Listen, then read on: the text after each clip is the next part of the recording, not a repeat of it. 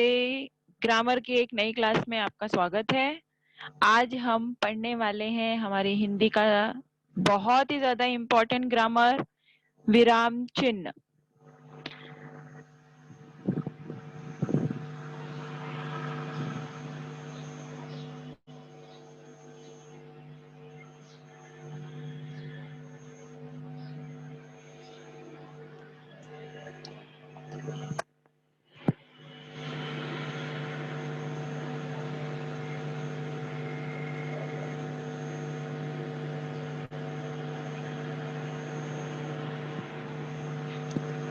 Okay, तो जैसा कि मैंने कहा कि ये हमारा बहुत ही इम्पोर्टेंट ग्रामर है, क्योंकि हम हिंदी का पेपर लिखने के समय बहुत सारे विराम चिन्हों की मिस्टेक्स करते हैं। जैसा कि इसके पहले भी मैंने आपको बताया है कि जब आपको प्रश्न बनाना है या आपको निबंध लिखना है या आपको बाकी आंसर्स लिखने हैं, तो उस सेंटेंस के हिसाब से, उस वाक्य के हिसाब से उस जगह पर विराम चिन्ह लगाना भी उतना ही जरूरी है जितना कि आपको उत्तर लिखना जरूरी है। तो विराम चिन्ह, कौन सा विराम चिन्ह किस जगह पर आना चाहिए, ये तभी हम लगा सकते हैं जब हमें उस विराम चिन्ह का नाम और उसकी आवश्यकता के बारे में पता हो, कौन सी जगह पर लगाना है। अब जैसे बच्चे जब पेपर लिखते हैं, उन्हें विराम चिन्ह लगाने को कहा जाता है, तो वो हर जगह पूर्ण विराम ही लगाकर आते हैं। कॉमा, क्वेश्चन मार्क, उद्धरण चिन्ह, विस्मयादि बोधक चिन्ह, इन सब चिन्हों का बच्चे बिल्कुल इस्तेमाल ही नहीं। सिर्फ उन्हें एक विराम चिन्ह पता है, पूर्ण विराम, और वो पूरे पेपर में जहां भी जरूरत हो वहां पूर्ण विराम लगाकर आ जाते हैं। तो हमारे पास हिंदी में बहुत सारे विराम चिन्ह हैं और इन सारे विराम चिन्हों की अपनी अलग अलग इम्पोर्टेंस है। तो उनकी इम्पोर्टेंस की ध्यान में रख के, उनकी आवश्यकता को ध्यान में रख के हमें अपने सेंटेंस में विराम चिन्ह लगाना जरूरी होता है। तो अब हमारे पास कौन कौन से विराम चिन्ह हैं, किन जगहों पर उन्हें लगाया जाता है, ये आज के क्लास में हम देखने वाले हैं। तो सबसे पहले हम देखेंगे कि विराम चिन्ह क्या है। तो विराम चिन्ह की परिभाषा अगर आप बोलना चाहोगे तो वो इस तरह से हो जाती है कि भिन्न भिन्न प्रकार के भावों और विचारों को स्पष्ट करने के लिए जिन चिन्हों का प्रयोग वाक्य के बीच में या अंत में किया जाता है, उन्हें विराम चिन्ह कहते हैं।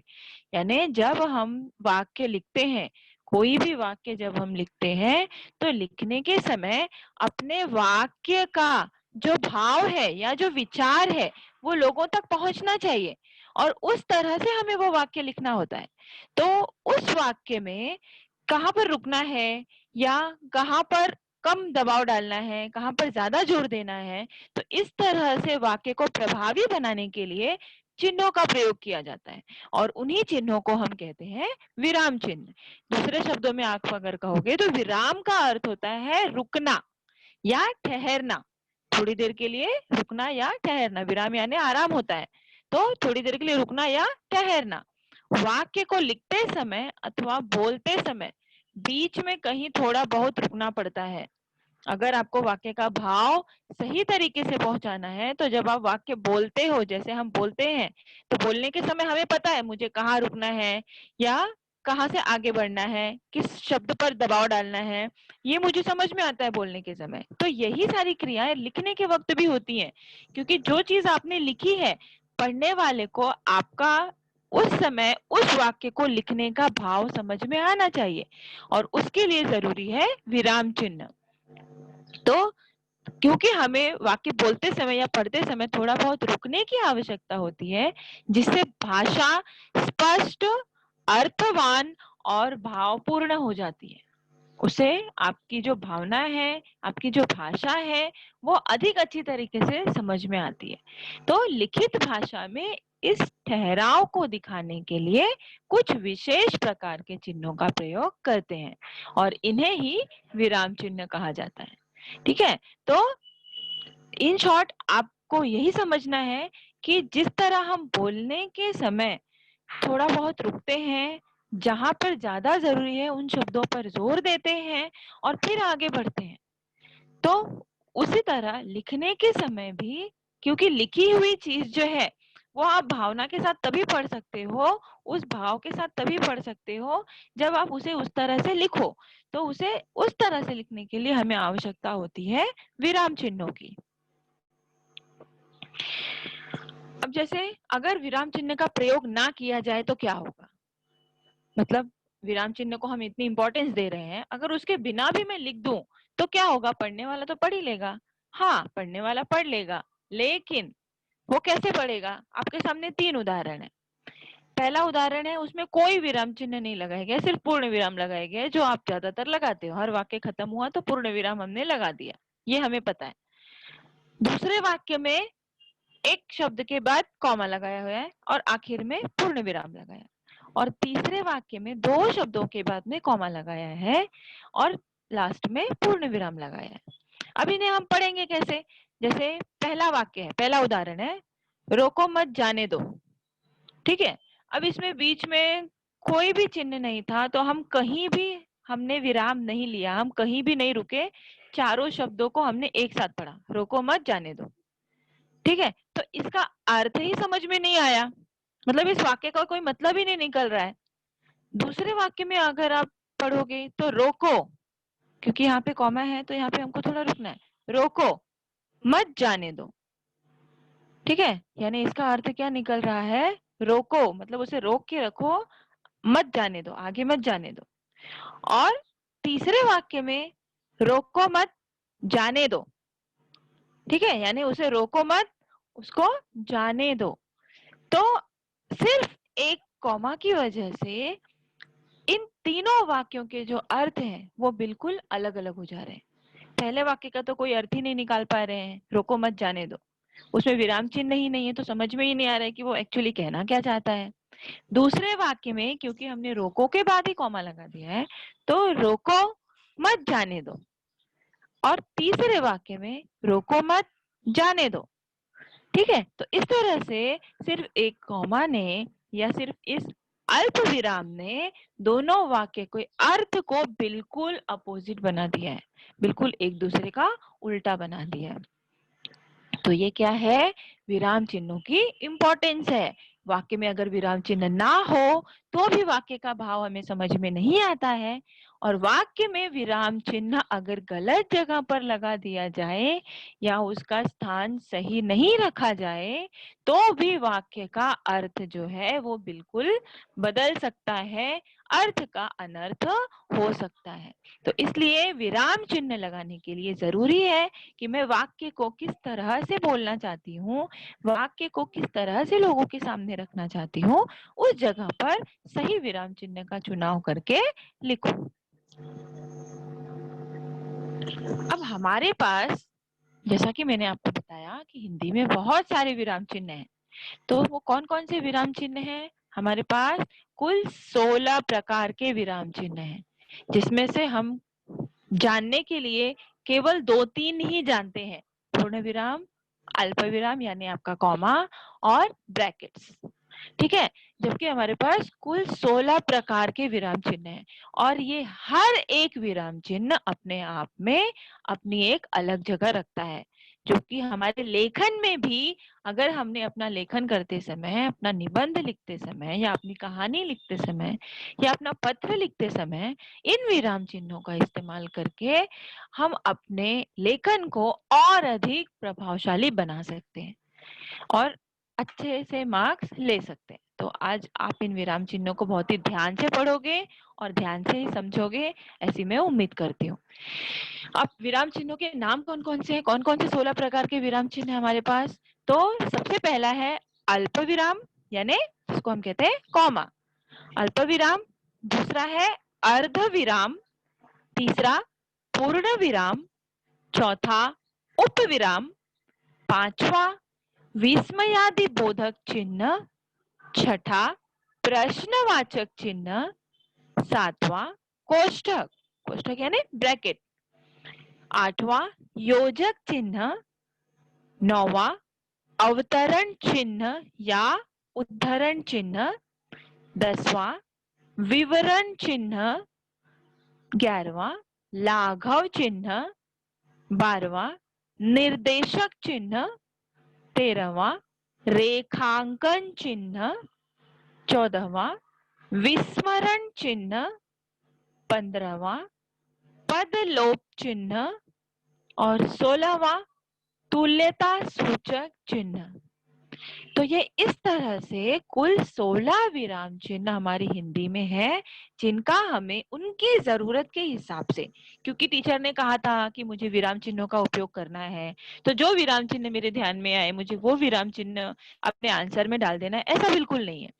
आपको विराम चिन्हों की आवश्यकता के अनुसार ही उन विराम चिन्हों का इस्तेमाल करना है। अगर मुझे उन विराम चिन्हों की आवश्यकता नहीं है तो जबरदस्ती मैं किसी भी तरह का विराम चिन्ह नहीं लगा सकती। जिन विराम चिन्हों की आपके वाक्य को आवश्यकता है, आपके लेखन को आवश्यकता है, केवल उन्हीं विराम चिन्हों का प्रयोग आपको करना है। जरूरी नहीं है कि आप अपने पेपर में इन 16 के 16 विराम चिन्हों का उपयोग करोगे। इनमें से जो अधिक आवश्यक है आपको, जो आपको समझ में अच्छे से आ गए हैं, जो उस वाक्य को जरूरी है, उन्हीं विराम चिन्हों का इस्तेमाल आप करोगे। अब विराम चिन्ह, ये 16 प्रकार के विराम चिन्ह क्या है, इनकी परिभाषा क्या है, इनका उपयोग कहाँ कहाँ किया जाता है, अब ये हम डिटेल में देखेंगे।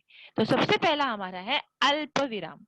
अल्प विराम जैसे मैंने आपको बोला कॉमा, ठीक है, ये हम सब जानते हैं कॉमा कहाँ कहाँ लगता है, लेकिन फिर भी हम अपने पेपर में कॉमा को इस्तेमाल नहीं करते। ज्यादातर हम केवल पूर्ण विराम यानी फुल स्टॉप जो है हिंदी का एक खड़ी पाई, हम केवल उसी का इस्तेमाल करते हैं। तो ऐसा आपको नहीं करना है।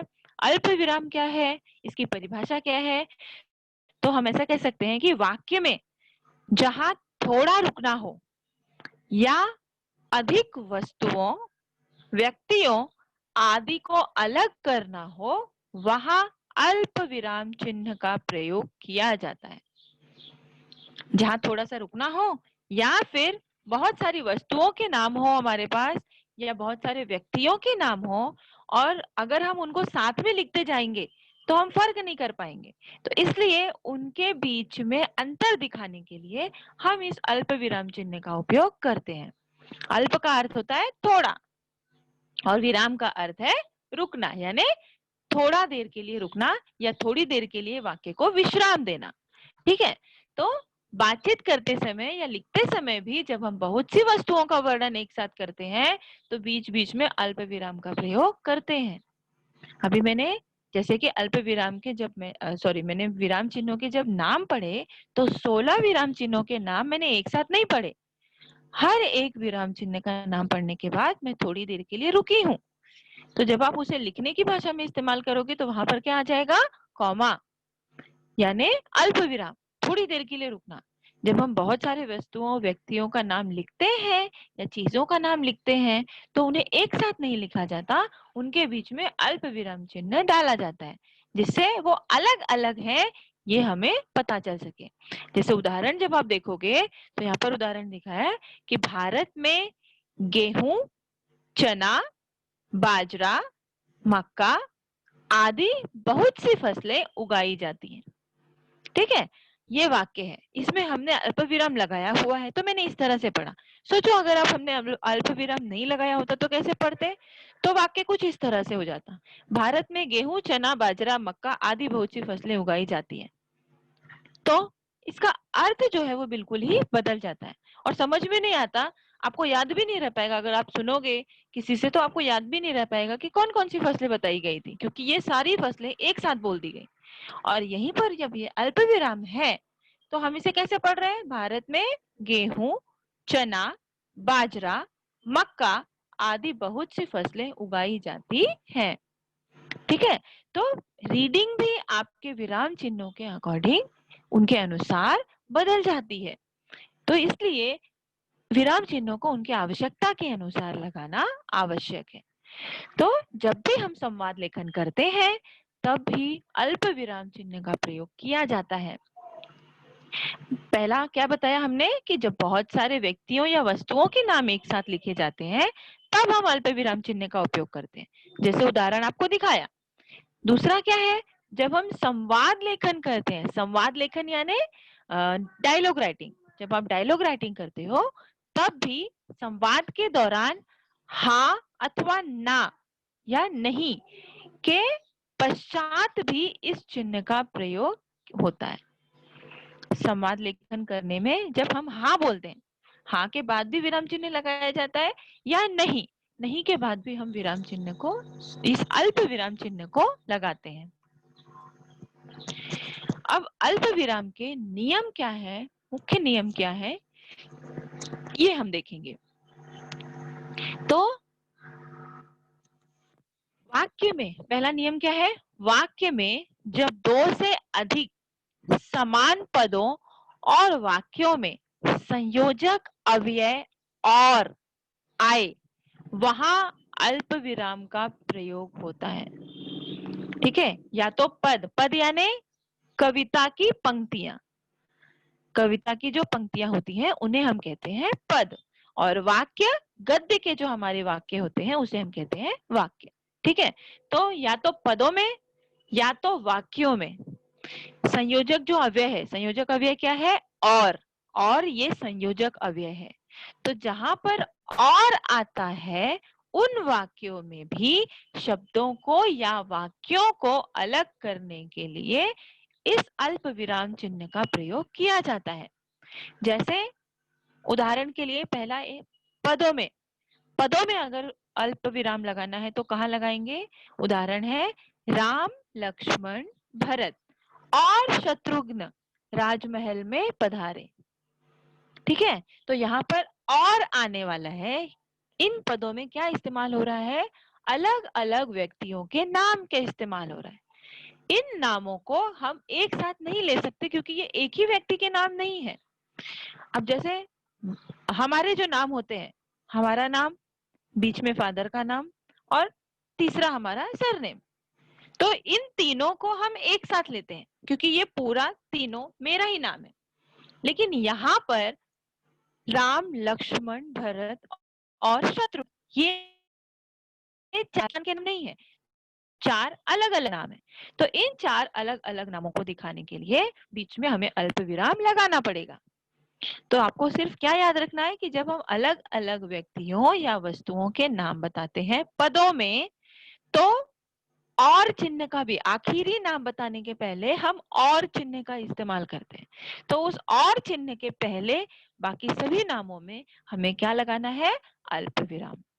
ये पदों की पदों का स्थान में है, यानी पदों में राम लक्ष्मण भरत और शत्रुघ्न राजमहल में पधारे। दूसरा है वाक्यों में, वाक्यों में किस तरह से लगाया जाता है, वाक्य में भी या तो बहुत सारे नाम आए या वस्तुओं के नाम आए, या फिर दो वाक्य या दो से अधिक वाक्य और के माध्यम से जुड़े हों। जैसे उदाहरण है, वह जो रोज आता है, काम करता है और चला जाता है। यहाँ पर इस वाक्य में अगर आप देखोगे तो यहाँ पर नाम नहीं है, लेकिन दो वाक्य हैं, दो से तीन वाक्य हैं जो एक दूसरे के साथ और के माध्यम से जुड़े हुए हैं, और ये संयोजक है, संयोजक के माध्यम से ये वाक्य जुड़े हुए हैं। तो इन वाक्यों को और जिस वाक्य में आया है उसके पहले के वाक्यों को अलग करने के लिए हमें अल्प विराम चिन्ह का इस्तेमाल करना पड़ेगा। तो हमने अल्प विराम चिन्ह कहाँ लगाया है, वह जो रोज आता है, यहाँ पर थोड़ा रुकने के लिए हमने अल्प विराम लगाया है, फिर काम करता है और चला जाता है। इस तरह से इन तीन वाक्यों में आखिरी वाक्य को बोलने से पहले हमने और लगाया है, और बाकी के दो वाक्यों को एक दूसरे से थोड़ा सा विराम देने के लिए हमने अल्प विराम चिन्ह लगाया। ठीक है, तो ये पहला नियम था। दूसरा नियम, जहां शब्दों को दो या तीन बार दोहराया जाए वहां अल्प विराम का प्रयोग होता है। ठीक है, यानी शब्दों को भी जब हम रिपीट करते हैं, दोहराते हैं, वहां भी हम अल्प विराम चिन्ह लगाते हैं कई बार। जैसे वह दूर से, बहुत दूर से आ रहा है। ठीक है, अगर मैं इसको एक साथ बोल दूंगी वह दूर से, बहुत दूर से आ रहा है, तो इसका कोई भाव नहीं निकलता। लेकिन जब मैंने दूर से के बाद अल्प विराम रखा है तो मैं इसको कैसे पढ़ूंगी, वह दूर से बहुत दूर से आ रहा है, तो इस वाक्य का अर्थ बराबर निकल कर आता है। यानी जब दो वाक्य, ऐसे शब्द, एक शब्द को हमें दोहराना हो तो भी हम उनके बीच में अल्प विराम चिन्ह का उपयोग करते हैं। दूसरा उदाहरण क्या है? सुनो सुनो, वह क्या कह रही है? नहीं नहीं, ऐसा कभी नहीं हो सकता। ठीक है, तो ये दूसरा नियम था। तीसरा नियम क्या है? जहां किसी व्यक्ति को संबोधित किया जाए वहां अल्प विराम का चिन्ह लगता है। यानी व्यक्ति को संबोधित करना यानी हम उसे नाम से बुलाते हैं या रिश्ते से बुलाते हैं। जिस तरह का संबोधन हम व्यक्ति के लिए इस्तेमाल करते हैं, उस संबोधन शब्द के बाद भी अल्प विराम चिन्ह का उपयोग किया जाता है। तो जैसे उदाहरण के लिए आप देखोगे, भाइयों समय आ गया है, सावधान हो जाएं। भाइयों, ये क्या है? संबोधन शब्द है। ठीक है, तो भाइयों के बाद हमने क्या लगाया? अल्प विराम। यानी जिस शब्द से मुझे संबोधन प्रकट करना है, उस शब्द के बाद भी अल्प विराम चिन्ह का उपयोग करना है। प्रिय महाराज, मैं आपका आभारी हूँ। ठीक है, प्रिय महाराज के बाद हमने क्या लगाया? अल्प विराम चिन्ह। प्रिय महाराज भी एक संबोधन है। किसके लिए? महाराज के लिए। सुरेश, कल तुम कहाँ गए थे? ठीक है, ये प्रश्नवाचक वाक्य है, लेकिन इसमें भी सुरेश ये नाम मैंने लिया। अगर मैंने सिर्फ पूछा होता कल तुम कहाँ गए थे, तो कैसे पता चलेगा मैं किसको पूछ रही हूँ? अगर मेरे सामने केवल एक ही इंसान है तो भले तो जाहिर सी बात है कि मैं उसी को पूछ रही हूँ। लेकिन अगर मेरे सामने 2 से 3 इंसान हैं तो मुझे नाम लेकर पूछना पड़ेगा कि कल तुम कहाँ गए थे। तो जो नाम मैंने लिया वो मेरा क्या हो गया? संबोधन। तो सुरेश, कल तुम कहाँ गए थे? सुरेश के बाद भी हमें क्या लगाना है? अल्प विराम। देवियों, आप हमारे देश की आशाएं हैं। अब यहाँ पर संबोधन क्या है? देवियों। हम किनसे बात कर रहे हैं? देवियों। देवियों से बातें कर रहे हैं। देवियों यानी स्त्रियां, यहाँ पर स्त्रियां हैं। देवियां यानी सच में वो देवी देवताओं वाली देवियां नहीं, यहाँ पर स्त्रियों से मतलब है इसका। तो देवियों ये भी एक संबोधन है।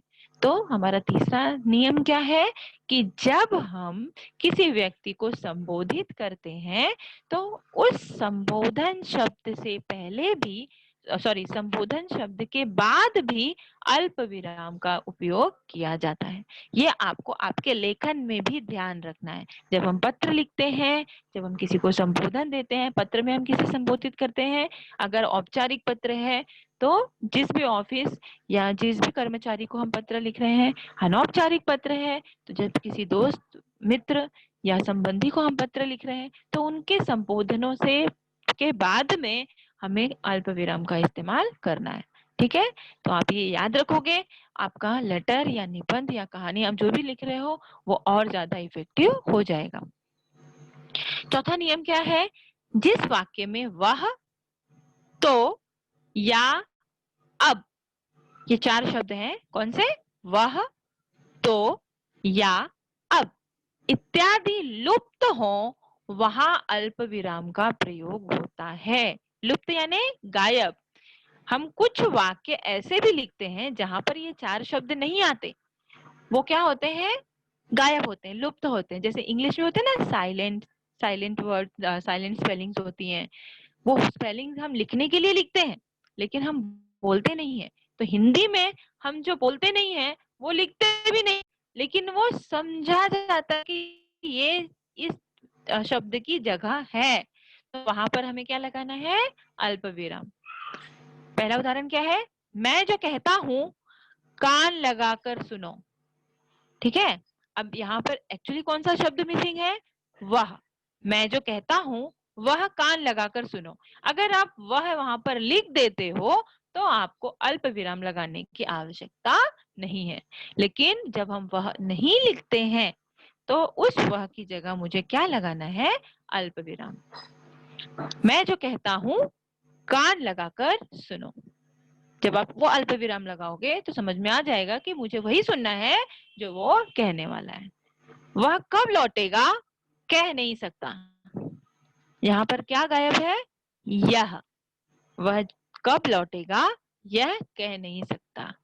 ठीक है, तो यह को लिखने की जगह यहाँ पर क्या लगा दिया गया है? अल्प विराम। अल्प विराम लगाने की वजह से वहां पर थोड़ा सा विराम मिलता है और उससे वाक्य समझ में आ जाता है। वह जहां जाता है बैठ जाता है। अब यहाँ पर कौन सा शब्द लुप्त है? वहां। वह जहां जाता है वहां बैठ जाता है। ठीक है, तो वहां की जगह यहाँ क्या लगा दिया गया है? अल्प विराम चिन्ह। आखिरी उदाहरण क्या है? कहना था सो कह दिया, तुम जानो। इस वाक्य में कौन सा शब्द लुप्त है? अब। ठीक, तो कहना था सो कह दिया, अब तुम जानो। अगर अब लिखते हैं तो इस तरह से पढ़ते हैं, अब नहीं लिखा है तो वहां पर क्या लगाया गया है? अल्प विराम।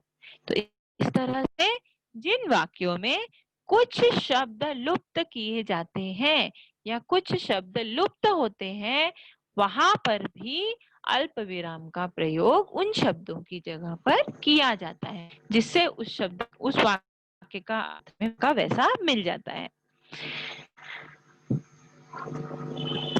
अगला नियम है हमारा, यदि वाक्य में प्रयुक्त किसी व्यक्ति या वस्तु की विशिष्टता किसी संबंधवाचक सर्वनाम के माध्यम से बतानी हो तो वहां अल्प विराम का प्रयोग निम्नलिखित रीति से किया जा सकता है।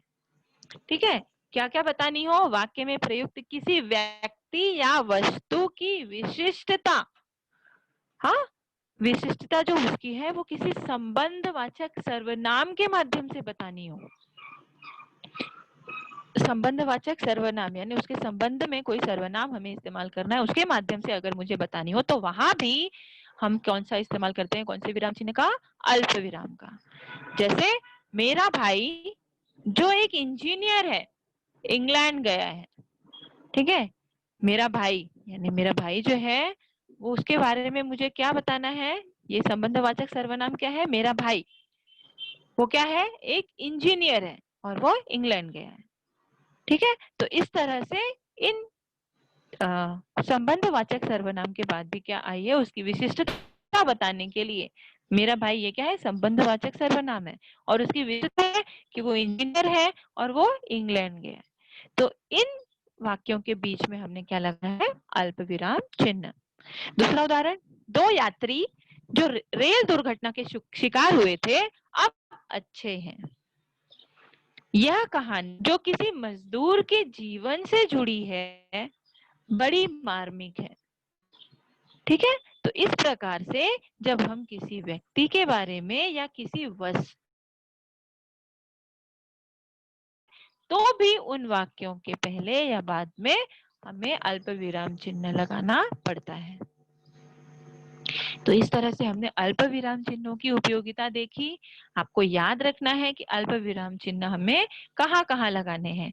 या तो किसी व्यक्ति वस्तु के बहुत सारे नाम हो उनको अलग करने के लिए, या कोई शब्द बीच में हमें नहीं बोलना हो उसकी जगह पर, या किसी वस्तु की विशेषता या व्यक्ति की विशेषता बतानी हो तो उस जगह पर। इस तरह से 4-5 नियम है अल्प विराम चिन्हों के प्रयोग करने के। अब अगला हमारा चिन्ह है अर्ध विराम चिन्ह। ठीक है, विराम के नाम से हमारे पास 3 चिन्ह है, अल्प विराम चिन्ह, अर्ध विराम चिन्ह, पूर्ण विराम चिन्ह। ठीक है, तो पहला हमने अल्प विराम चिन्ह देख लिया। अब हमारे पास दूसरा चिन्ह है अर्ध विराम चिन्ह। अब अर्ध विराम चिन्ह की परिभाषा क्या है? तो पूर्ण विराम से कुछ कम, अल्प विराम से अधिक देर तक रुकने के लिए अर्ध विराम का प्रयोग किया जाता है। अर्थात एक वाक्य या वाक्यांश के साथ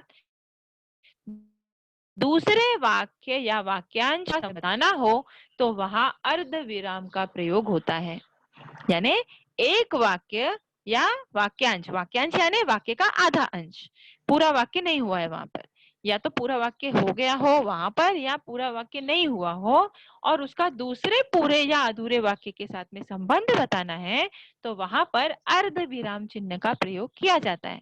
अर्ध विराम चिन्ह का क्या पहचान है? एक डॉट और कॉमा। ठीक है, ये पहचान है अर्ध विराम चिन्ह की।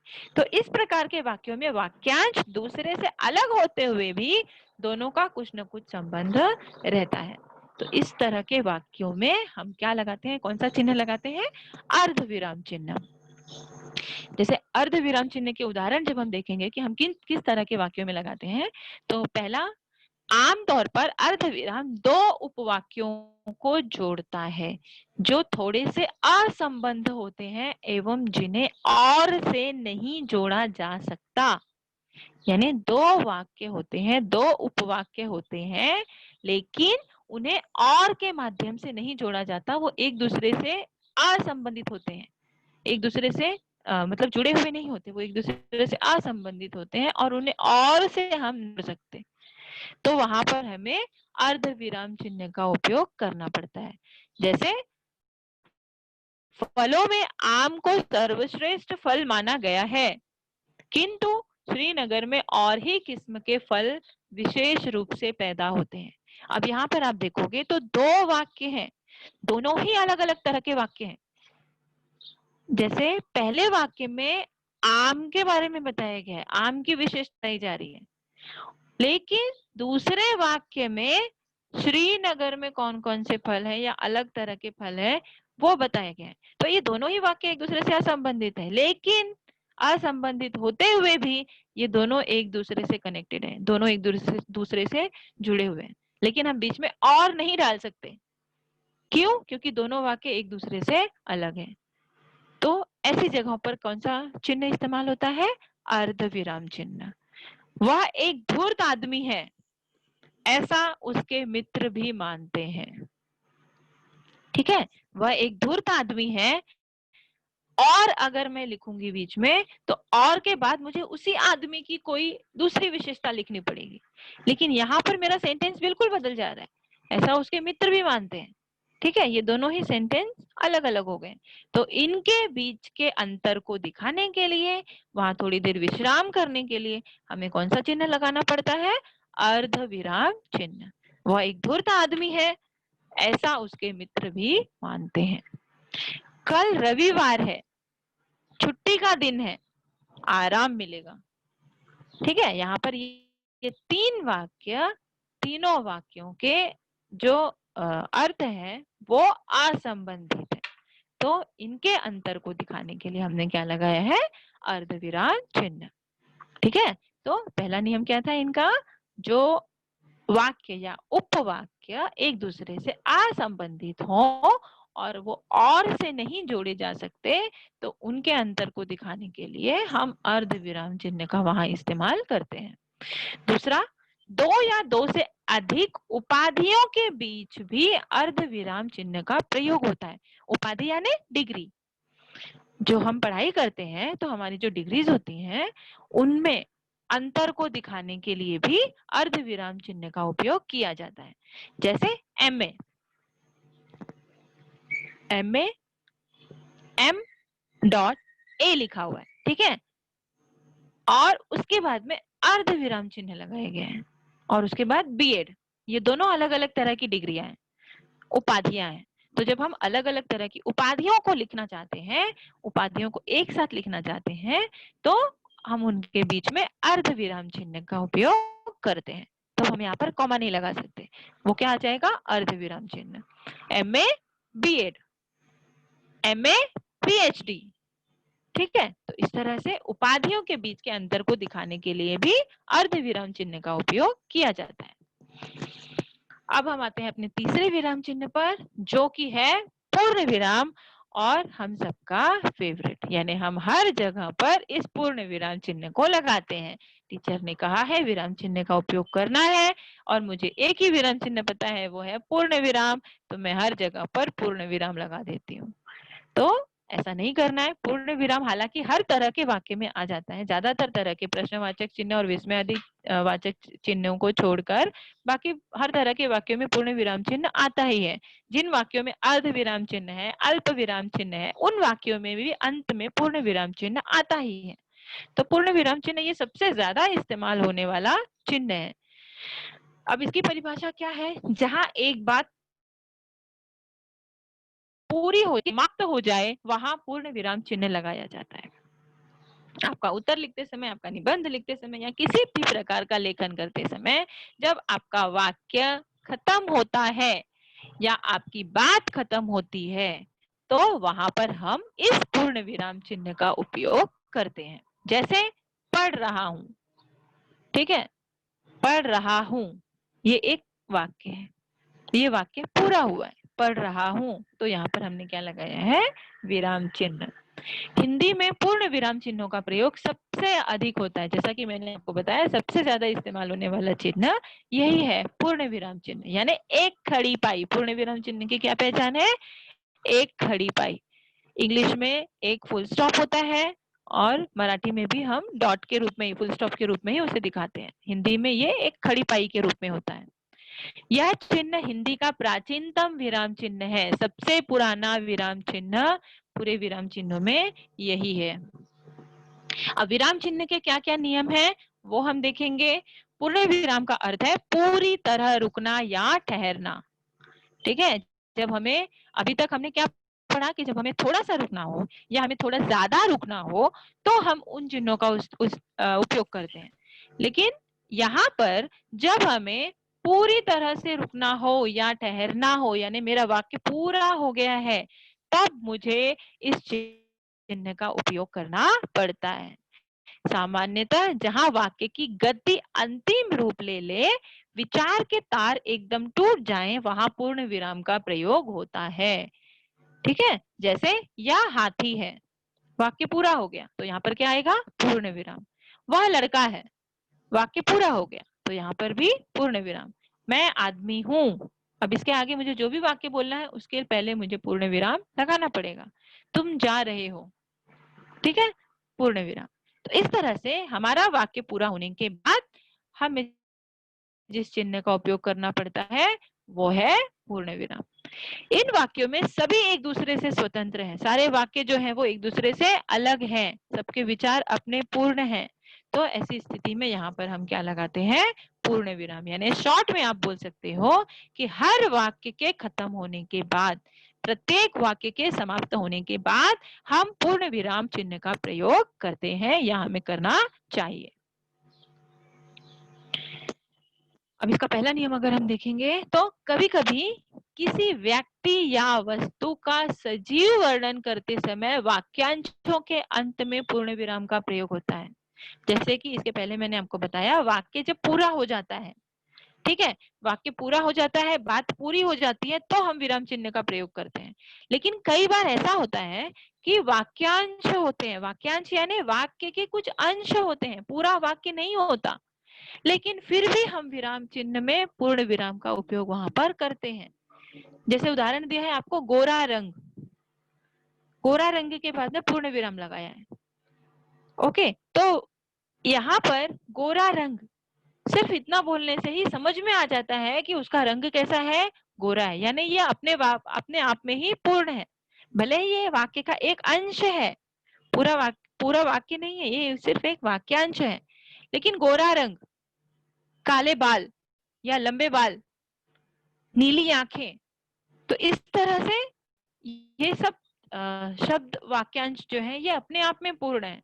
तो इसके लिए यहाँ पर भी हम पूर्ण विराम चिन्ह का इस्तेमाल कर सकते हैं, क्योंकि ये शब्द, ये वाक्यांश अपने आप में ही व्यक्ति की सुंदरता का या उसकी मुख मुद्रा का एक सजीव चित्रण करते हैं। ये सक्षम है, ये वाक्यांश अपने आप को पूर्ण करने में सक्षम है, तो इसलिए हम वहां पर भी पूर्ण विराम इस्तेमाल कर सकते हैं।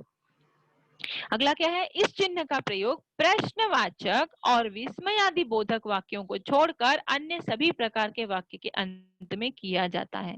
अब भी मैंने थोड़ी देर पहले आपको बताया था कि हम इस विराम चिन्ह का इस्तेमाल हर तरह के वाक्य में करते हैं, सिर्फ कौन से वाक्य छोड़कर, प्रश्नवाचक और विस्मयादि बोधक वाक्य।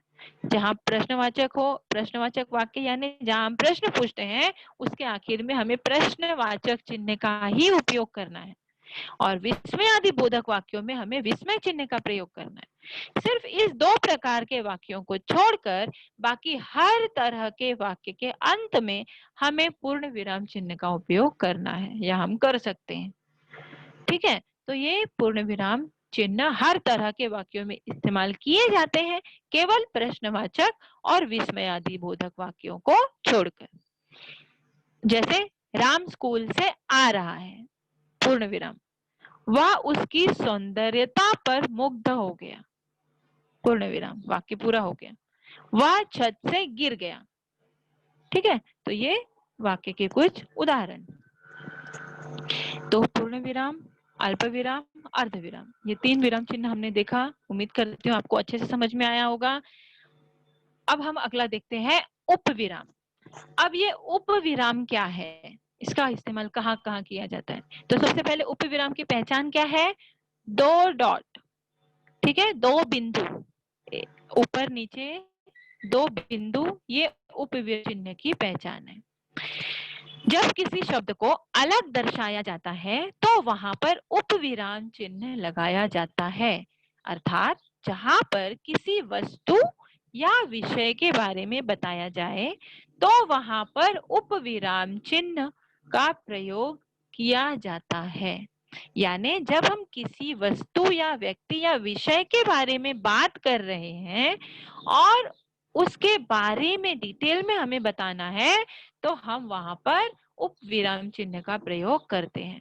जैसे जहां वाक्य पूरा नहीं होता, ठीक है, वाक्य पूरा नहीं होता बल्कि किसी वस्तु या विषय के बारे में बताया जाता है, वहां उपविराम चिन्ह का प्रयोग किया जाता है। ये इसका पहला नियम। वाक्य मेरा पूरा नहीं हो रहा है, मुझे आगे वाक्य बोलना है, लेकिन वो आगे का वाक्य कैसा है? उस वस्तु या विषय के बारे में बताने वाला वाक्य है, तो वहां पर उन दोनों के बीच में उपविराम चिन्ह का प्रयोग आता है। जैसे उदाहरण के लिए कृष्ण के अनेक नाम हैं, ठीक है, यहाँ वाक्य पूरा नहीं हो गया, कृष्ण के अनेक नाम है, वाक्य पूरा नहीं हुआ जो मैं यहाँ पर पूर्ण विराम लगाऊंगी। तो कृष्ण के कौन कौन से नाम है ये भी मुझे अगर वाक्य में आगे बताना है तो बीच में कौन सा चिन्ह आएगा? उपविराम। ठीक है, उपविराम क्या बताया मैंने? 2 बिंदु, ऊपर नीचे 2 बिंदु, ये उस उपविराम चिन्ह की पहचान है। तो कृष्ण के अनेक नाम है, उपविराम, मोहन, गोपाल, गिरधर, श्याम, कान्हा आदि। तो कृष्ण के अनेक नाम है। इस वाक्य के बारे में आगे की लाइंस मुझे बोलनी है, वो उस वाक्य से जुड़ी हुई है, उस विषय से जुड़ी हुई है, इसलिए इन दोनों के बीच में हमने क्या लगाया? उपविराम। और बाकी के जो चीजें मैंने उसके बारे में बताई वो सारे नाम है, बहुत सारे नाम है, तो उन नामों के बीच में मैंने कौन सा चिन्ह लगाया? अल्प विराम चिन्ह। ठीक है, तो इस तरह से वाक्य पूरा नहीं होता है या उस वाक्य या वस्तु या व्यक्ति के बारे में मुझे और कुछ बातें बतानी हो तो ऐसी स्थिति में हम उपविराम चिन्हों का उपयोग करते हैं। अब अगला चिन्ह है हमारे पास विस्मयादिबोधक चिन्ह, यानी एक्सक्लेमेशन मार्क। तो ये विस्मयादिबोधक चिन्ह जो है ये बहुत इजी है इनको पहचानना और इनको लगाना, ये बहुत ही ज्यादा आसान है और इसके बहुत से प्रकार भी हैं। ठीक है, अब इसकी परिभाषा क्या है? तो विस्मयादिबोधक चिन्ह जो है इनका प्रयोग वाक्य में हर्ष, विवाद, विस्मय, घृणा, आश्चर्य, करुणा, भय इत्यादि का बोध कराने के लिए किया जाता है। इन शब्दों के पहले इसका उपयोग किया जाता है। कौन से शब्दों से पहले? जो शब्द हमें किसी प्रकार के भाव का बोध कराते हैं। वो भाव कौन कौन से हो सकते हैं? खुशी, झगड़ा, आश्चर्य, घृणा, नफरत, करुणा या डर। ये सारे भाव दर्शाने वाले जो शब्द होते हैं उन शब्दों के पहले हम इस विस्मयादिबोधक चिन्ह का उपयोग करते हैं। ठीक है, जैसे अरे आप कौन हो? तो अरे ये शब्द के पहले, इस शब्द के बाद हम क्या लगाते हैं? विस्मयादिबोधक चिन्ह लगाते हैं। हे राम, यह कैसे हुआ? तो हे राम इस शब्द से बाद में भी हम क्या लगाते हैं? विस्मयादिबोधक चिन्ह। हाय मुझे देर हो गई। तो जो शब्द हमारे मुंह से अचानक निकलते हैं किसी भावना से संबंधित, चाहे वो भावना कोई भी हो, खुशी की हो, दुख की हो, घृणा की हो, आश्चर्य की हो, करुणा की हो या डर की हो, तो उन शब्दों से पहले उस भावना को दर्शाने वाले उन शब्दों के बोलने के बाद हम क्या लगाते हैं? विस्मयादिबोधक चिन्हों का उपयोग करते हैं। ठीक है, अब विस्मयादिबोधक चिन्ह जो है इनके कुल 11 प्रकार हैं। मतलब विस्मयादिबोधक के भेद ये जो इसके प्रकार हैं, कौन कौन से प्रकार के विस्मय हमें होते हैं या कौन कौन से प्रकार की हमारी भावनाएं होती हैं, इसके कुल 11 प्रकार हैं। हमें इन 11 प्रकारों को याद करने की या उनको डिटेल में जाने की जरूरत नहीं है। हमें सिर्फ क्या याद रखना है कि इनको दर्शाने वाले जो शब्द हैं, उन शब्दों के बाद में हमें विस्मय आदि बोधक चिन्ह का उपयोग करना है। ठीक है, अब ये शब्द कौन से हैं? शोक शब्द, यानी जिनसे हमें दुख होता है, तिरस्कार, स्वीकृति, विस्मय, संबोधन, हर्ष, भय, आशीर्वाद, अनुमोदन, विदास, विवशता। तो इस प्रकार के अपनी भावनाओं को दर्शाने के लिए हम जिन शब्दों का प्रयोग करते हैं, उन शब्दों के बाद हम विस्मय आदि बोधक चिन्ह का प्रयोग करते हैं। विस्मय आदि बोधक चिन्ह का क्या पहचान है? एक लाइन और नीचे बिंदु, ये उसकी पहचान है विस्मय आदि बोधक चिन्ह की। ठीक है, तो इसको हम शॉर्ट में एक बार देख लेते हैं कि शोक बोधक यानी जिन शब्दों से हमें शोक होता है, दुख होता है, हम दुख प्रकट करते हैं, जैसे हे राम, बाप रे बाप, ओह, उफ, हाँ, ये शब्द जो है ये हमें शोक, हमारे शोक का बोध कराते हैं। तो इन शब्दों को बोलने के बाद हम क्या लगाते हैं? विस्मय आदि बोधक चिन्ह। उदाहरण के लिए, हे राम, ऐसा मेरे साथ ही क्यों होता है? तो यहाँ पर क्या हो रहा है? हे राम, इस शब्द के माध्यम से हमारा शोक जाहिर हो रहा है, हमारा दुख जाहिर हो रहा है। तो शोक बोधक शब्दों के बाद हम क्या लगाते हैं? विस्मय आदि बोधक चिन्ह। अगला क्या है? तिरस्कार बोधक, किसी चीज का तिरस्कार करना। ठीक है, अब ये तिरस्कार किन शब्दों के माध्यम से हम करते हैं? छी, थू थू, धिक्कार, हट, धिक, धत, चुप। तो इस तरह के शब्दों को बोलने के बाद भी हमें क्या लगाना है, या लिखने के बाद भी हमें क्या लगाना है? विस्मय आदि बोधक चिन्ह। जैसे छी, कितनी गंदी जगह है ये, तो छी के बाद विस्मय आदि बोधक चिन्ह।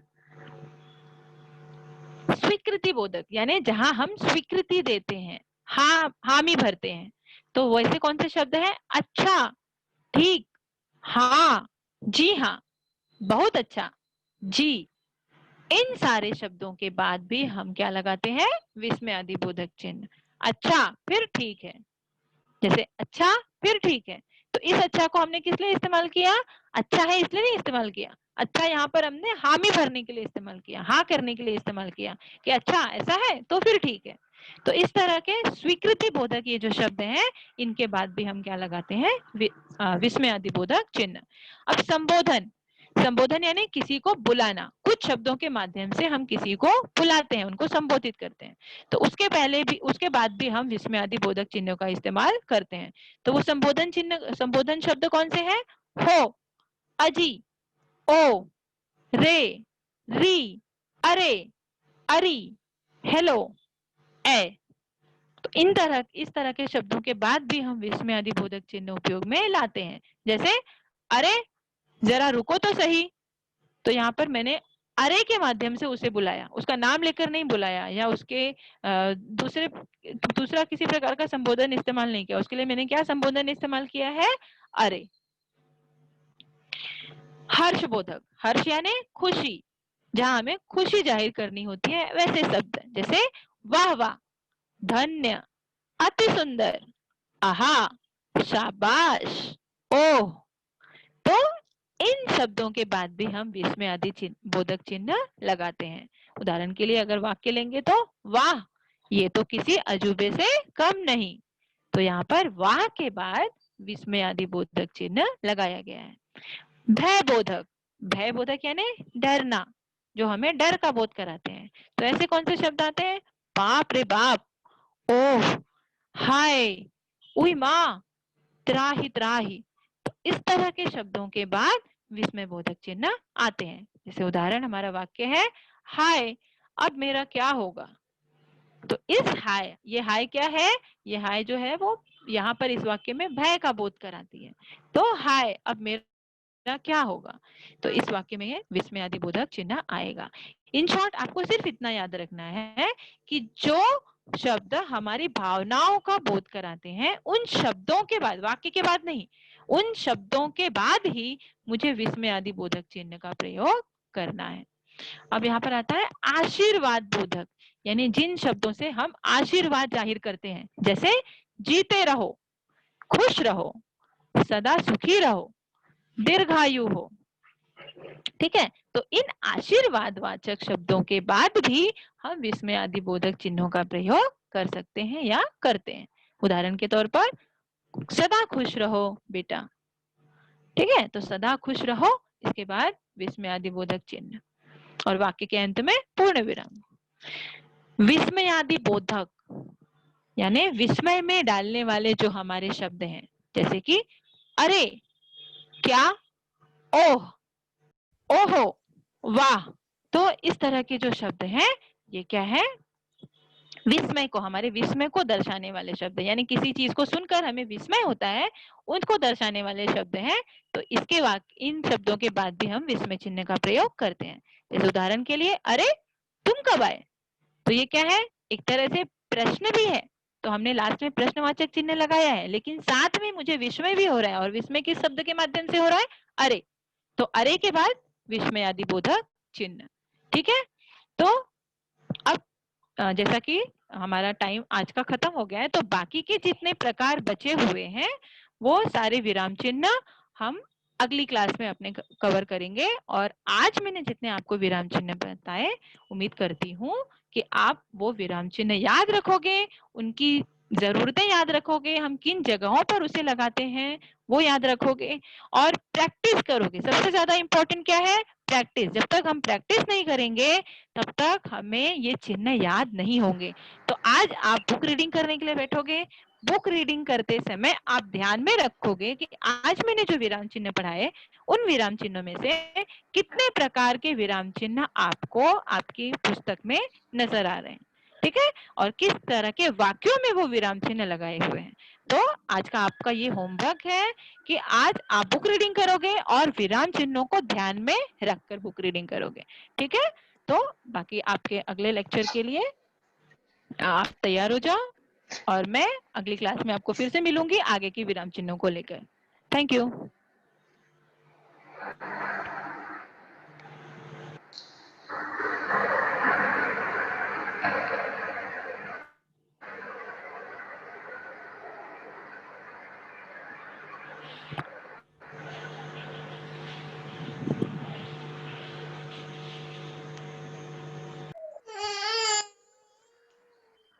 Thank you, Vinita ma'am. Yeah, thank you. Bhagyashree ma'am. Yes, ma'am. You can Should I start the video now? Yeah, sure. Start. Okay, so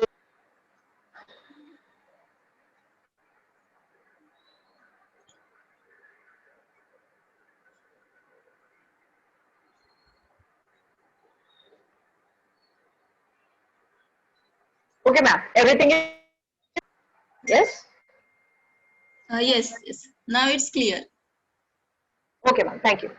Okay. Good morning, students. So we are started with the maths tool. Is maths 2 lesson number 6, that is circle, and we are learn what is mean by a circle, its basic definition, the radius, diameter, chord, everything we are learn, and we are learn the basic properties of chord. Okay, in that properties we are learn 3 different types of theorems, and also we are solved the example based on that. So now we are moving forward towards the next topic of the circle, like subtopic. So what is the next subtopic is the incircle of a triangle, and next one is the circumcircle of a triangle. So these two topics we are going to learn here. So what is incircle of a triangle? The name itself suggests students. Incircle. Incircle means what? In means what? It is inside. Who is inside? Circle. Who is inside? In circle. It is in circle of a triangle. That means the circle is inside a triangle. So if you find any circle which is inside the triangle, then that type of circles are simply called as the incircle. But there is one requirement. What is that requirement? The requirement is that the circle touches all sides of a triangle. What is that? The circle touches all sides of a triangle. For example, here, when you see a triangle here, I draw one triangle here, and inside that triangle, one circle is drawn here. So what is happening here? This circle is actually touching all the sides of a triangle. Okay, all the three sides of a triangle, side A, B, and C. All these three sides, it is touching in a single point. Okay, always remember the circle touches the sides in just a single point. If it is touching in more than one point, then we can't say that it is a circle. Now, since it is touching only one point, we say that this type of circle is called as incircle of a triangle. Okay. The next one is the circumcircle of a triangle. Now, circumcircle. All of you know that what is mean by circumference. Circumference is actually the boundary of a circle, right here. If this is a circle here, so this boundary, okay, this boundary is actually called as the circumference. The same here, what I wanted here, circle of a triangle means what here? The boundary means the boundary of a circle. Here, this circle is outside, means it is the boundary of the circle, and on this boundary, the triangle is drawn inside the circle. So what is happening? The circle actually touches all the vertices of a triangle. What is happening here? This circle is touching the vertices. These are the vertices. This is vertex A. The points of the circle, the points by which we name the triangle, that is actually called as the vertex or vertices of a triangle. So this triangle, this circle is touching the vertex A, the vertex B, and the vertex C. Means all the three vertices of a triangle from outside. So that type of figure is called as the circumcircle of a triangle here. Okay? So these are the two things. Incircle means that is inside the triangle, touching all the three sides of a triangle, and circumcircle means that is outside the triangle and which touches all the vertices of a triangle. So these are called as the circumcircle of a triangle. Now voice is clear now. Some are raising hands, therefore I am asking.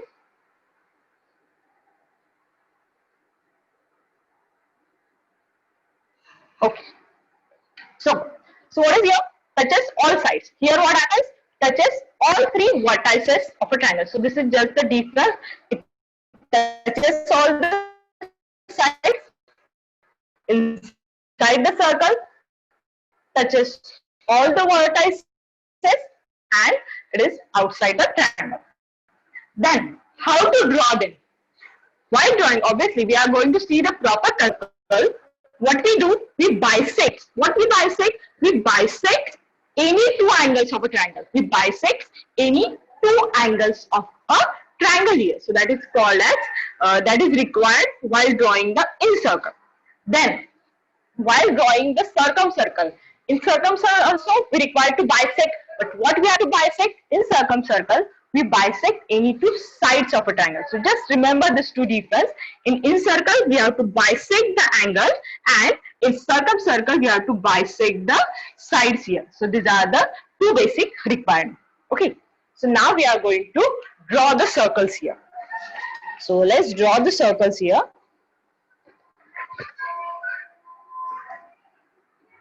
Okay, since I am not having the bigger compass than that. Okay, while doing the construction, what will require? Obviously, we'll require a ruler, we'll require a compass, and we'll require a protector here. I'm not having the half-one protector, so I'm taking the 360-degree protector. So these are the three basic requirements which will require: a ruler, a protector, and a what is this? Compass here. So these are the three requirements. So what is this? We are starting with the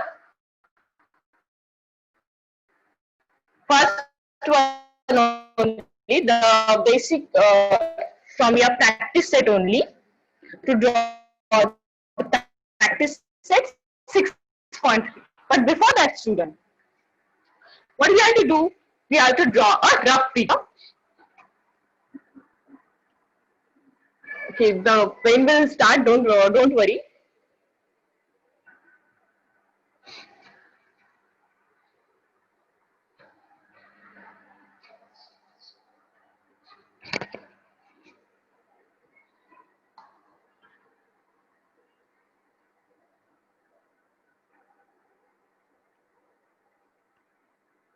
The first one only we are solving. So what is there? The first question says, construct a triangle ABC such that angle B is 100 degree, BC is 6.4 centimeter and angle C is 50 degree, and we have to construct an incircle. Okay, so we are constructing an incircle. So firstly, what we require? We require the whatever measurement we require to draw a triangle. So my first step is to draw a triangle. But before that, we required the basic things. We require the rough figure. Okay.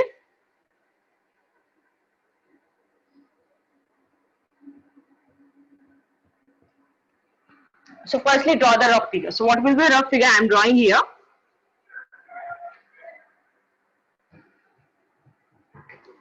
A triangle will require. So I draw one triangle here.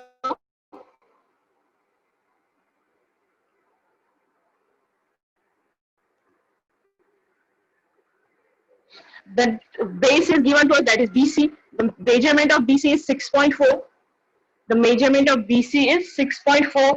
Then angle B is given to us 100 degree. Suppose this is your 100 degree angle, and angle C is 50 degree. So this is the 50 degree angle. Then next is what? Simply you have to draw the triangle. So this is the figure which will require here.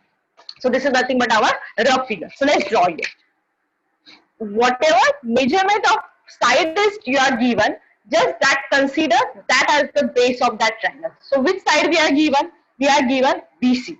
BC is given as 6.4. So let's draw here. Okay, so I am drawing BC is equals to 6.4 centimeter. Okay, so this is my BC.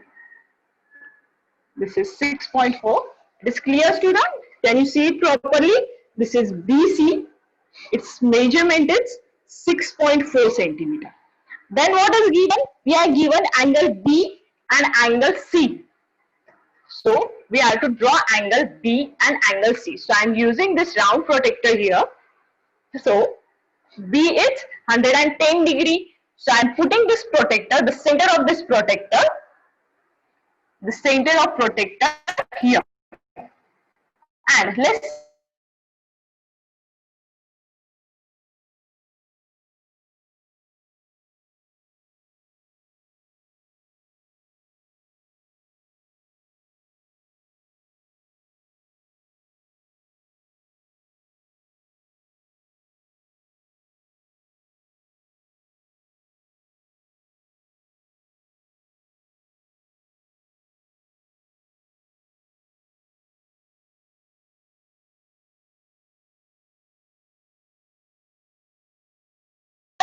the segment BC. So we are drawing the segment BC is equals to 6.4 centimeter. Then angle D is given to us, that is equals to 110 degree. So I am taking this protector and I am putting it on the point B. This center must be at the point B. Okay, it must be proper at the point B. So put here point B and let's see where is my 100 degree. Okay, so here is my 100 degree. So just take a dot here and with the help of your ruler, just draw a straight line connecting that point here. Okay, so I am drawing a straight line connecting the point here. It can extend anywhere. Okay, we can extend it. So this is nothing but your 100 degree. Okay, next is what? Next is angle C is given to us, that is equals to 50 degree. So let's draw 50 degree angle now. So I am putting the protector here like this way now. And where is my 50 degree? Here is our 50 degrees. So just take a point here and draw a line segment connecting that point here. Okay, so from point C, just extend it so that it will meet the ray B here. Okay, so this is your 50 degree. Okay, so the two things are completed. So this we are done here. Next is what? Means first thing is completed. We are on the triangle here. Now we have to draw the incircle. So what to do now? Now let's take your protector here. Sorry, let's take your compass here. And all of you know that it must be proper. The point must be same here. If this is not same, your circle will not come proper. So what we have to do? To draw, we have to bisect any two angles of a triangle. Means either bisect angle B and either bisect angle A or angle C. We can bisect any two angles. So I am bisecting B and C here. So how to bisect it? This also you are learning in your earlier class. But still here, I'm putting my compass here and just draw an arc. Okay. So just draw an arc here. One arc I drawn. So where this arc is joining BC, just put your compass here and draw another arc to the upper side. Same here, where this arc is connecting B or intersecting AB, just put your protector there and draw another arc which will intersect the earlier arc here. So what we have to do now, once it is done, just from point B, draw a segment or draw a line which will intersect the this segment like this way. It will must pass from this point here. It is little bit, it has moved some little bit, so don't hurry. Maybe it will take some time. Okay. Next, same way, bisect either angle C or angle A here. So what I am doing, I am bisecting angle C here. So I am putting my arc here, compass here, and draw arc here same way, the same process. Then put here, draw another arc to this side, put on this one where it is intersecting, draw another arc. And where this arc meet, just draw a line passing through this two, passing through this, their intersection. Just draw a line, and so I drawn this two. Now what happened? The bisector of these two angles is intersecting somewhere. It is intersecting here. Okay, so I am labeling that point. Suppose this is a point. It is intersecting at point O here. Now what to do?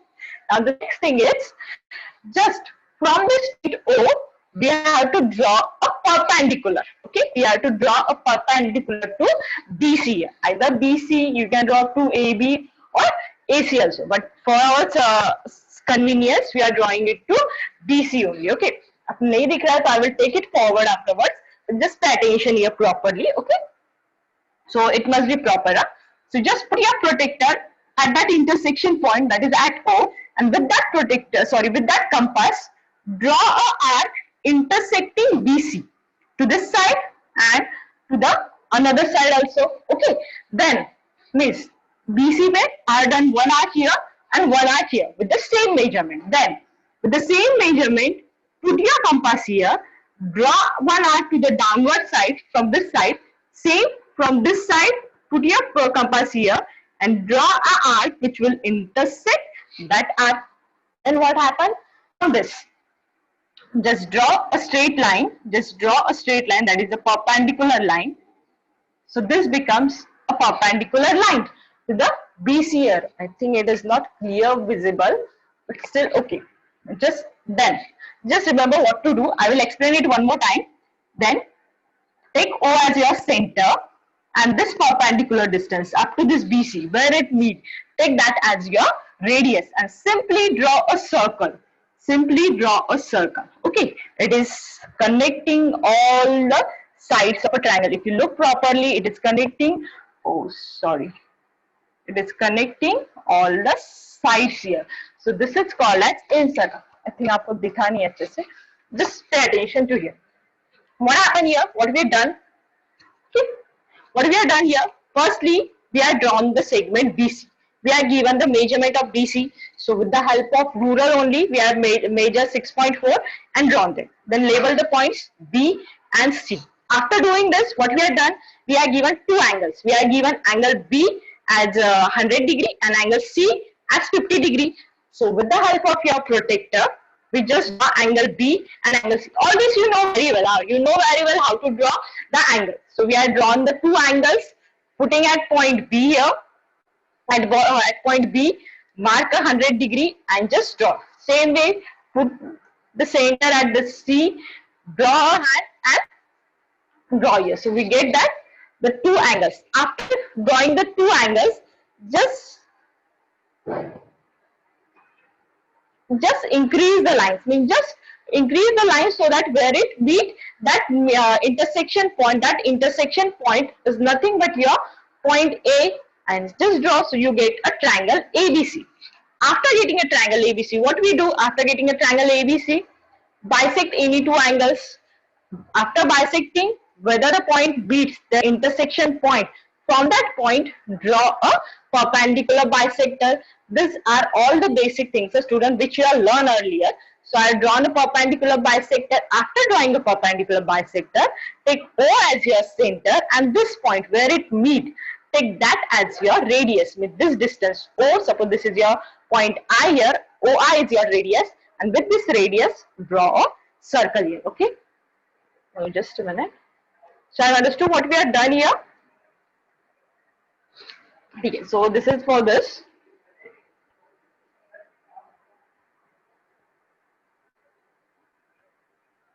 Okay, student. So also आपको ये समझ में आई, you understood this one. So this is called as the in circle of a triangle. Next one is the circle of a triangle. Ma'am, it is visible now. Can students see it properly? Because some are raising hand, therefore I am asking. Okay, no problem. Thank you, Palak Rajput. Okay. Next one is the circle of a triangle. Now, what is circle? It touches all the sides of a triangle. So we are going to see another example from your practice set only. Okay, this question number 2. We have to construct a triangle PQR such that angle P is 70 degree, angle R is 50 degree. And the measurement of QR is given to us, that is 7.3 centimeter. And we have to construct a circle.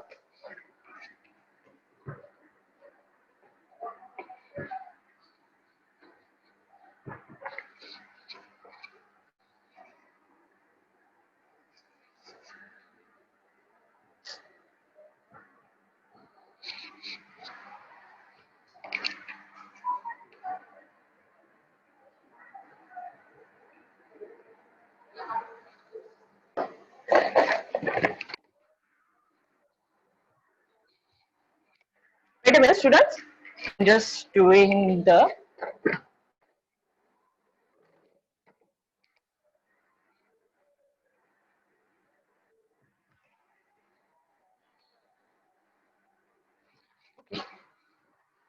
I don't know what is the issue. So what is here, student? In this question, you are given the measurement QR. QR दिया है. Okay. Suppose this is QR. It will get darker. Don't worry, student. It will get darker. This is QR. This is QR. Its measurement is given to you 7.3 centimeter. Then angle P and angle R is given us, means angle R and angle P. But where is angle P? How we can draw that angle P? Means since we are given angle P and angle R, angle P and angle R are given to us. That means we have to draw these two angles. But whether it is possible, since we are not having, means what will require? Firstly, we have to find the angle P here. Since the base angles we are not having, firstly we have to find the angle P here. Okay, so we are finding angle P. So how to find that? It's very easy, students. All of you know that the sum of all angles of triangle is nothing but 180 degree. What is?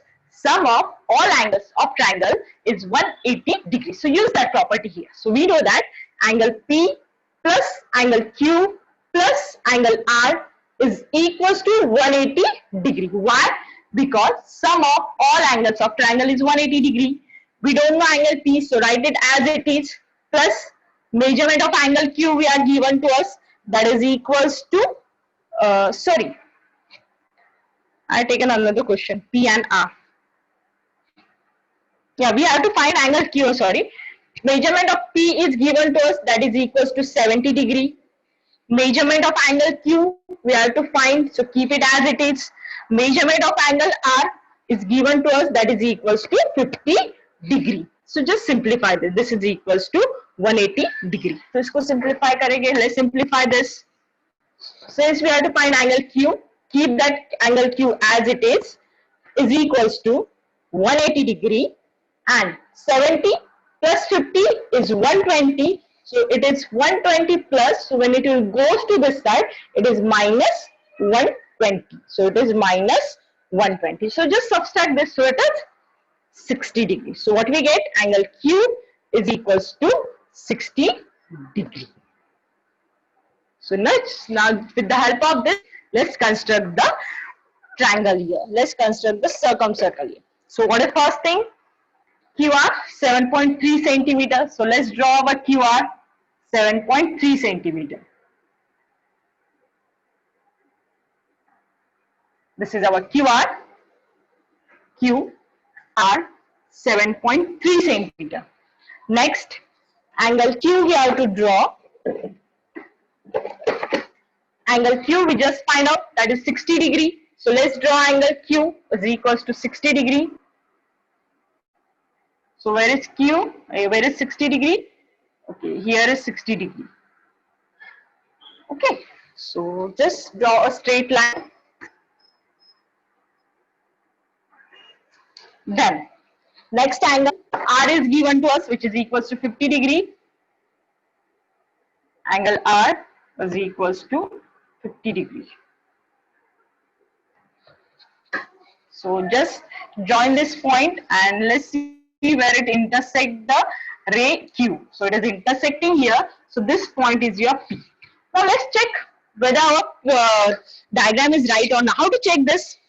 We have given P is 60 degrees. So I am checking with this protector whether my P is 70 degree or not.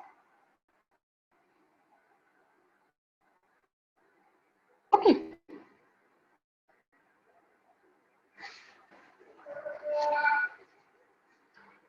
Yes, my P is equals to 70 degrees. So this is done here. Means our triangle is right here. Next is what?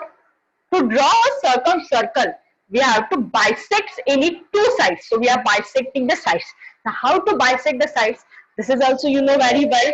So just let's try to do this. You can bisect any two sides. I am bisecting PQ and PR. Means what to do? Take a point at R. Take a distance more than a half.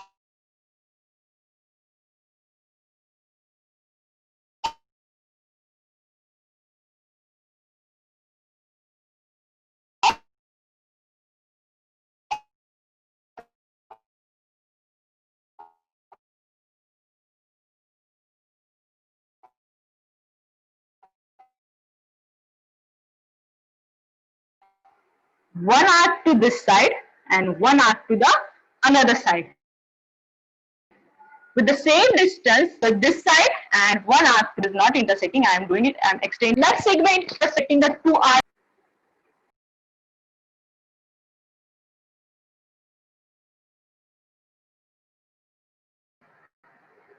Okay, next is again the same thing. What we are going to do here? Bisect the another side. You can bisect any of the side whichever you like. So I am bisecting the next side, that is the side PQ. The same way, take a distance more than a half, one arc to this side, another arc to this side, the same distance, put your compass at point P, one arc to this side, another arc to this side, intersecting each other, and just draw them.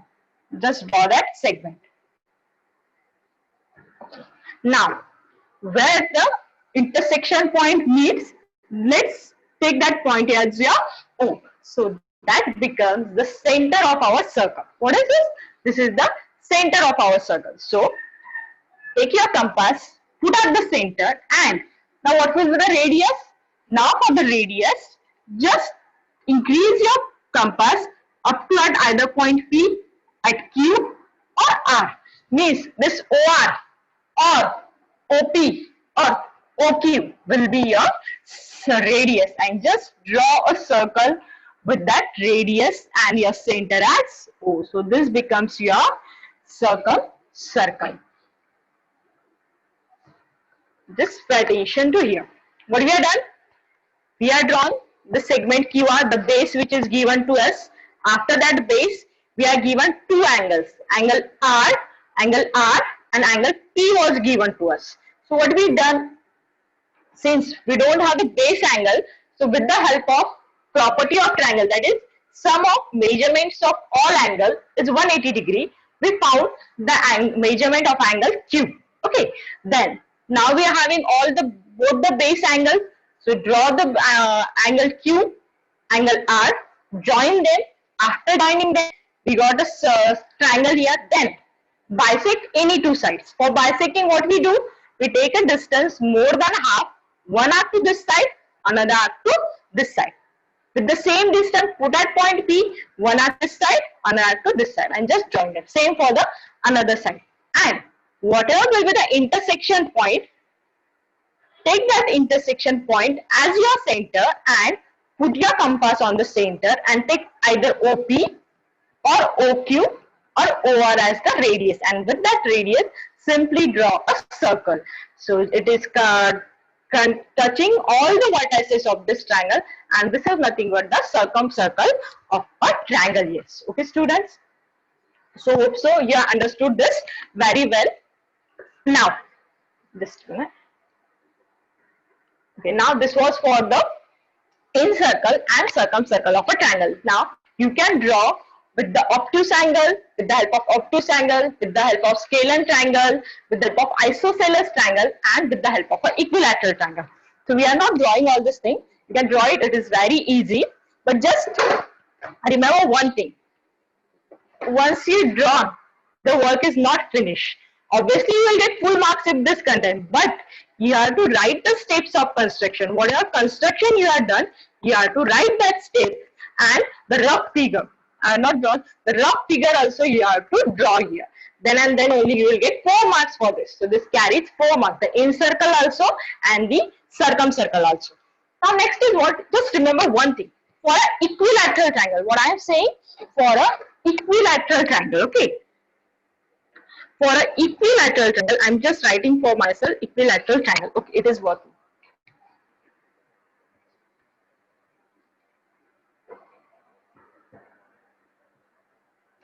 Equilateral triangle means what?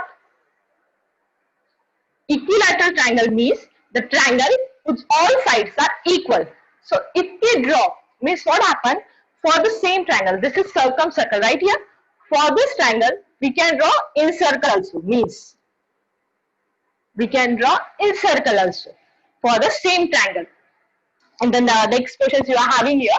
So, but if you draw equilateral triangle, at that time what happens? For that equilateral triangle, the center of both the circles, means the center of the incircle and the center of the circumcircle, both are same here. So just remember this thing. For equilateral triangle, the center is same here. Okay, so this was for this one. So yeah, actually the circle lesson is completed. The properties of chords, all the 3 properties we have learned very well, and we have solved the example based on the 3 properties. Also, you make it very clear that practice set 6.2 and 6.3 both are actually same while solving. There is no difference with the questions given there. You have to solve with the same method. And the last one was the incircle and circumcircle, the construction we have learned here. So since we are having few times here, we are going to see our problem set. We are going to solve few examples from your problem set 6 here. So we are going to solve the first. Question number 4 is very easy. So we are solving with question number 5th. Okay. So let's see question number 5th from your problem set.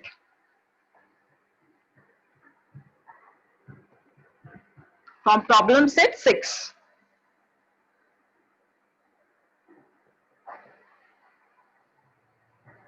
Problem set 6, question number 5th. Okay. I'm drawing firstly the diagram which is given to you.